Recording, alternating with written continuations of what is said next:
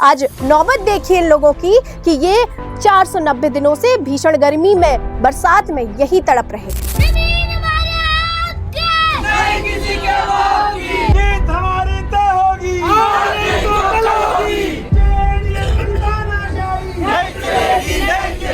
लोकतंत्र के नाम पे इतनी लूट चल रही है, इतना सब कुछ हो रहा है कि सबसे पहले किसानों को ही गला घोटा जा रहा है। 2010 से जो हम आंदोलन कर रहे हैं, आज तक उन्होंने इस मामले के अंदर बिल्कुल भी ध्यान नहीं दिया और किसी बात पे हमारे साथ आके या कोई गवर्नमेंट का नुमाइंदा या गवर्नमेंट हमारी कोई अधिकारी की बात तक नहीं। बहुत दुखी है, बच्चे भी हमारे स्कूलों में नहीं पहुंच रहे हैं, खाने पीने की समस्या है, महंगाई का टाइम है। राजस्थान राजाओं की भूमि लेकिन आज भिक्षुओं की भूमि कहलाने लगी है। यहाँ पर लोगों की बात नहीं सुनी जा रही, उनकी आवाज दबाई जा रही है और प्रशासन और सरकार अपनी भवनों में बैठकर आराम फरमा रहा है। यह मामला है नींदड़ आवासीय योजना। 2009 से चल रही ये दास्तां आज 2026 आ गई, लेकिन आज तक इसका निराकरण नहीं निकला और यहाँ पर सैकड़ों की संख्या में हर दिन किसान पहुंचते हैं, आंदोलन करते हैं और सत्याग्रह आंदोलन करते हैं। इसके बावजूद भी अब तक कोई आवाज इन तक नहीं पहुंची। नमस्कार, मैं हूं श्रुति जैन और आप देख रहे हैं बतंगड़। आज नींदड़ आवास योजना की वो परतें खोली जाएंगी जो इसके पहले भी 1.5 महीने पहले हम खोल चुके हैं। इसके बावजूद आज आप वही अवस्था पुनः देखेंगे, क्योंकि सरकार तो अपने कुंभकर्णीय भवनों में छुपी बैठी है और यदि उसे होश थोड़ा भी आता तो वो यहाँ पर इन किसानों की आवाज सुनने के लिए एक दफा तो आती, लेकिन एक दफा भी इनके पास ये जू नहीं रहेंगे इनकी कानों में कि ये एक बार पहुंचे और इन किसानों की आवाज सुने, इनकी बात सुने, इनसे बात करें। लेकिन ये सिर्फ इनकी बातें होती हैं तो संसद में और बड़े बड़े मंचों की भाषणों में। अब हम यहाँ के किसानों से बात करेंगे कि आखिर 490 दिनों का इतना बड़ा आंदोलन क्यों किया जा रहा है, कैसे किया जा रहा है और आखिर सरकार इनकी आवाज क्यों दबाने पे तुली हुई है। जब यहाँ पर रामभद्राचार्य, राष्ट्रपति द्रौपदी मुर्मू, दिया कुमारी, भजन लाल शर्मा और ना जाने कितने प्रख्यात और बड़े बड़े नेता पहुंचे, लेकिन इसके बाद इनकी आवाज कहीं नहीं। पूरे देश में आज चुपचाप एक सूनी आवाज बनकर बैठे हुए हैं, सत्याग्रह आंदोलन कर रहे हैं, ना कोई उग्र प्रदर्शन, ना किसी को चोट पहुंचाना। लेकिन तब भी आज नौबत देखिए इन लोगों की कि ये 490 दिनों से भीषण गर्मी में, बरसात में यही तड़प रहे हैं। देखिए, ये मैडम मैं आपको ये बताता हूँ, आपके चैनल के माध्यम से बताना चाहता हूँ कि ये वैसे तो आंदोलन ये 2010 से चालू है। आज हमको 2026 आ गई, लेकिन जो आपको बताते हैं 2017 में हमारा आंदोलन हुआ था, जमीन समाधि सत्याग्रह। उसमें सरकार ने हमारे सर्वे का समझौता किया था, उसकी भी अनदेखी कर दी गई। उसके बाद में हमने लोकतांत्रिक तरीके से 2020 में आंदोलन किया। उसमें हमारे को एक एम्पावर कमेटी का आश्वासन दिया गया था, भाई एम्पावर कमेटी बना के, उसकी भी अभी कोई बात नहीं कराई थी। और बड़े दुख की बात है कि बीजेपी सरकार और कोई भी सरकार, कांग्रेस सरकार ये कहती है हम किसानों का हित चाहते हैं, किसानों के हित की बात करते हैं।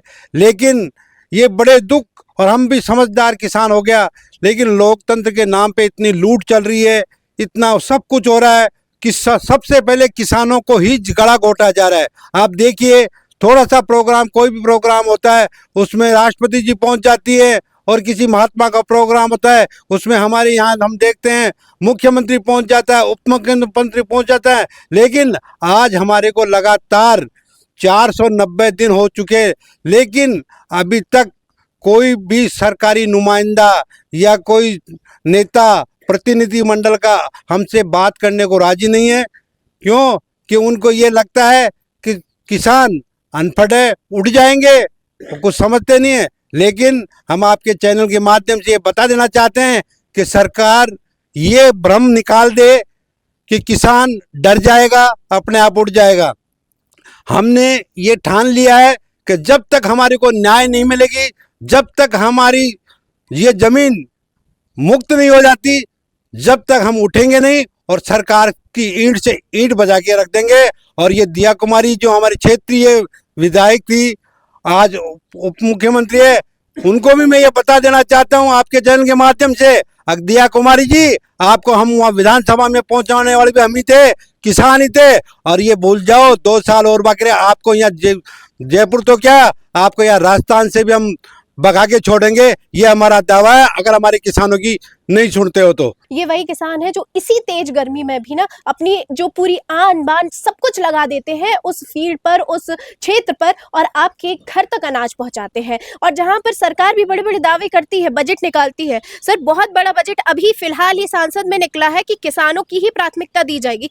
तो आपको क्या लगता है कि क्या जो राजस्थान सरकार है वो लगातार नुमाइशें दे रही है या असल में कोई कार्य कर भी रही है? देखो, जब भी कोई भी गवर्नमेंट आज तक की बनी है, जब भी चुना हुआ है, वो पहला मुद्दा काश्तकार का आता है। लेकिन वो खाली कहने पे आता है और करने में और कटने में बहुत फर्क है।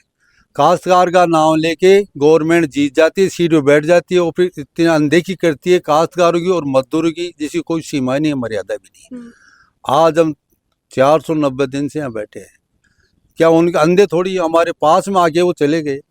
उनकी कानों में सुनाई नहीं दी कि हमारे नारे लगते हैं सुबह शाम हैं? वो यहाँ हमारा बैनर पोस्टर लग रहा था, क्या बिल्कुल अंधे क्या? तो उनको हमारा ये महसूस नहीं हो रहा दुख काश्तकार का? काश्तकार भी अपने नींदड़ के हैं और 2010 से जो हम आंदोलन कर रहे हैं, आज तक उन्होंने इस मामले के अंदर बिल्कुल भी ध्यान नहीं दिया और किसी बात पे हमारे से आके या कोई गवर्नमेंट का नुमाइंदा या गवर्नमेंट हमारी कोई अधिकारी ने बात तक नहीं की। इस अंधी और बड़ी बात क्या हो सकती है? शर्म आनी चाहिए ऐसी गवर्नमेंटों को जो हमारे नाम से काश्तकार अन्न पैदा करता, उनको वो खाते हैं, बढ़िया बढ़िया उनके लोगों के पहुंचाता काश्तकार, और जो भी राफिया होता है उसमें अपना गुजर बसर करता है। उसके बावजूद इतनी अंधे हो रहे हैं वो बड़े बड़े अधिकारी या नेता लोग, जिनको कोई सूचना नहीं है, कोई महत्व ही नहीं उनका। हमारे काश्तकार जो सांसद है, आज मुख्यमंत्री है, वो अपनी संपत्ति के लिए क्यों लड़ रही है? वो ये काश्तकार की संपत्ति नहीं दिख रही क्या? जो उनके पास तो अथाह समंदर पड़ा है, भरा पड़ा है संपत्ति का।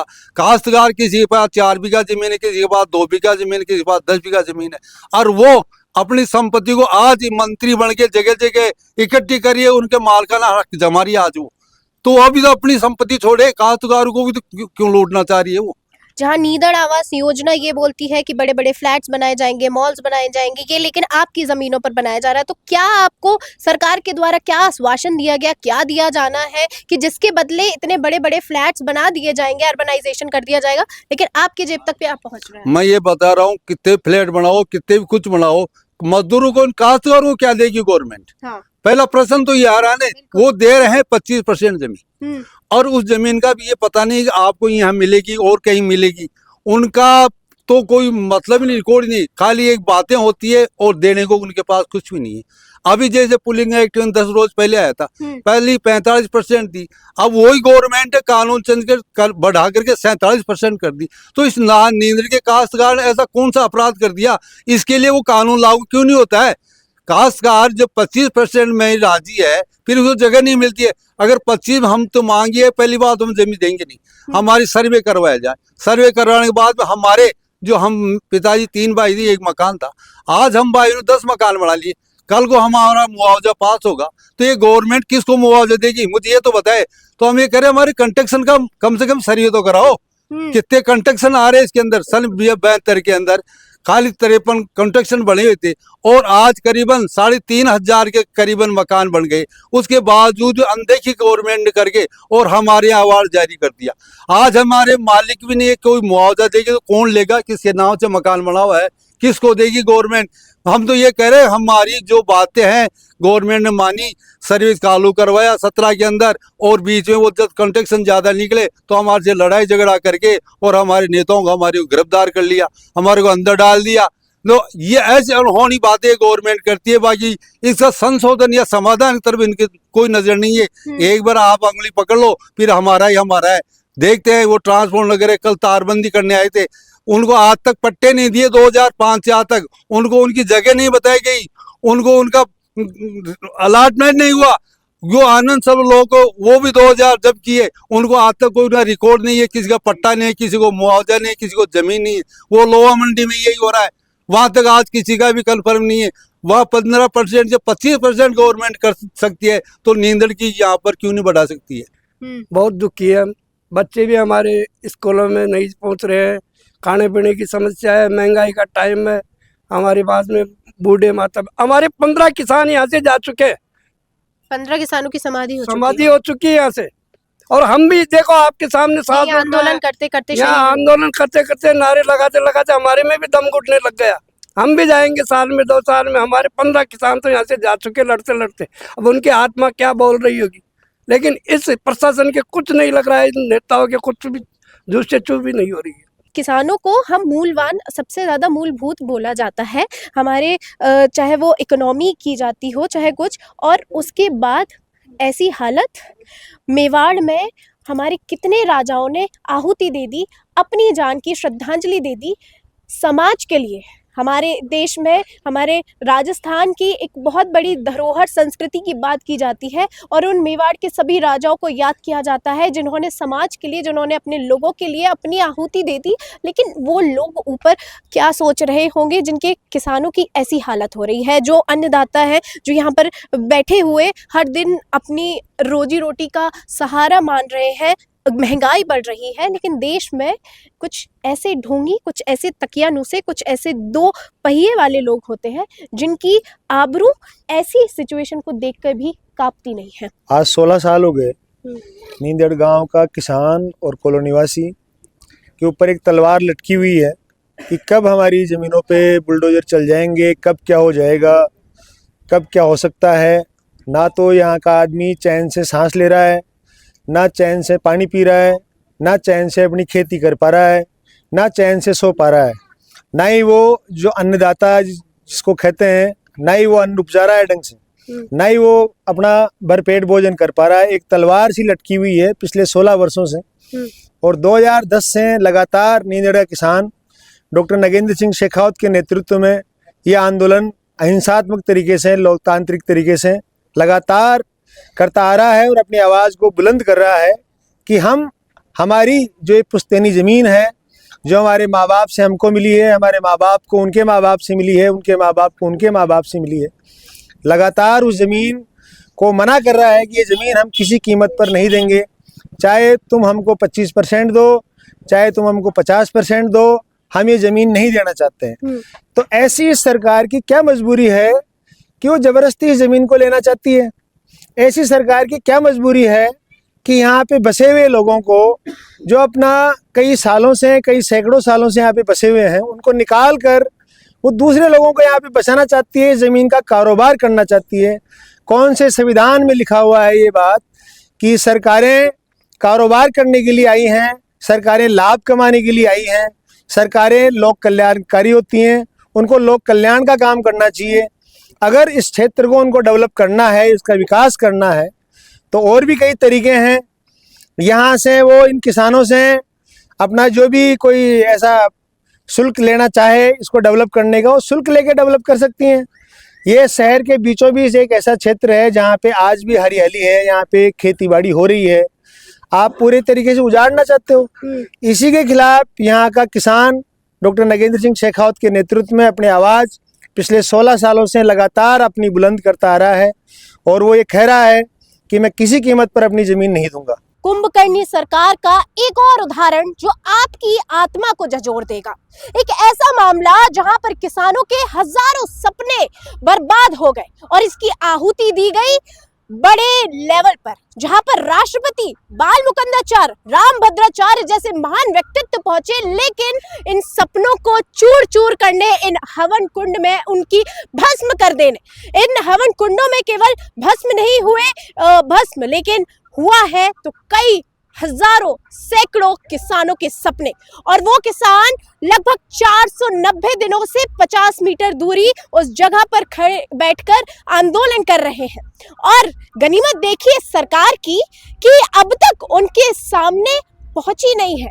यही वह जगह है जहां 6 जनवरी को 2026 यानी कुछ 3 महीने पहले ही बाल मुकुंदाचार्य, राष्ट्रपति द्रौपदी मुर्मू, रामभद्राचार्य और ना जाने कौन कौन से बड़े बड़े नेता यहाँ पर आहुतियां दे रहे थे। लेकिन इसके बावजूद भी वो 50 मीटर दूरी उन किसानों की आवाज को सुनने से नकार गए। और ये मामला एक छोटा मोटा मामला नहीं है, करीब 2017 से चल रहे इस मामले में अब तक कोई भी कार्रवाई नहीं की गई। क्या कहा जाए ऐसी सरकार का? और ये सवाल केवल राजस्थान सरकार से नहीं बल्कि केंद्र सरकार से है, जो डबल इंजन की सरकार चला रही है, बड़े बड़े वादे कर रही है और लाखों करोड़ों के बजट केवल किसानों के नाम पर निकाले जाते हैं, लेकिन किसानों की इस देश में हत्या की जा रही है, सरासर हत्या। जब वो व्यक्ति गर्मी धूप बारिश में सिर्फ यहीं बैठा रहता है और अपने न्याय की पुकार सुनता रहता है और कहता है कि मैं गांधी जी बनूंगा,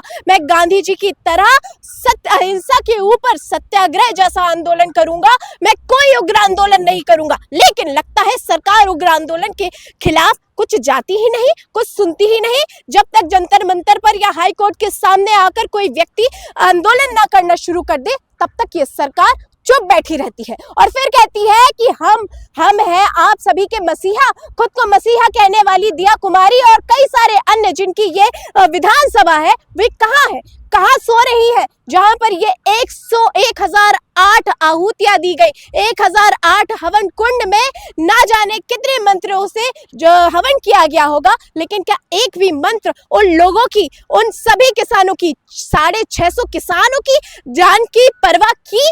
किसी एक मंत्र ने? ऐसा कौन सा भगवान होगा जो ये सुनकर प्रसन्न होगा कि अन्न देने वाले को ही अन्न छीन लिया जा रहा है? जो व्यक्ति 2017 से लड़ता आ रहा है, आज उसकी ही बात नहीं सुनी जा रही और जब वो कहने की कोशिश करता है तो उसे नकार दिया जाता है। वाह वाह डबल इंजन सरकार और वाह दिया कुमारी और वाह सभी आप सभी नेता जो हर दिन कहते हैं कि हम लोगों के लिए हैं, लोकतंत्र लोगों का है, लेकिन ये लोकतंत्र लोगों का है आपने अपना बना के छोड़ दिया है।